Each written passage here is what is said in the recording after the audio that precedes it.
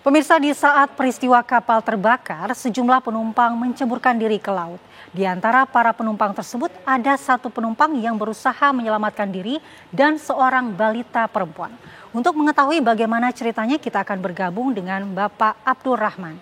Selamat pagi, Assalamualaikum Pak Abdul Rahman.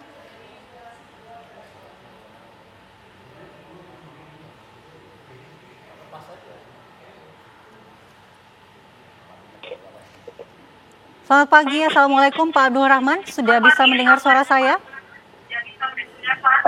Sudah bisa mendengar. Baik, Mas Abdul, kemarin pada saat kapal terbakar, Mas Abdul ini merupakan satu dari sejumlah penumpang yang nekat menceburkan diri ke laut. Saat itu juga Mas Abdul terlihat menggendong seorang balita. Siapa balita tersebut, Mas Abdul? Bisa diceritakan? Balita tersebut saya tidak tahu. Dan pada waktu itu saya di laut sudah melihat ada perempuan yang sedang menggendong anak kecil dan minta tolongan. Dan pada waktu itu saya mendekati ibu itu dan minta tolong, jadi saya ambil rangkul anaknya. Apakah balita itu berhasil Mas Abdul selamatkan juga? Iya, dia satu kapal penyelamatkan saya. Baik, Mas Abdul, apakah pada waktu menceburkan diri ke laut, Mas Abdul ini menggunakan pelampung dan kemudian bisa juga ikut menyelamatkan balita tersebut? Iya, saya pakai pelampung, masih pakai ransel, semua ada di badan saya.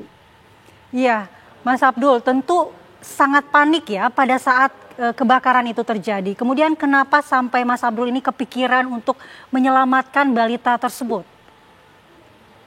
Saya tersentuh di situ. Saya melihat ada anak kecil sama ibu-ibu minta tolong, jadi di situ hati saya tergerak. Baik, baik.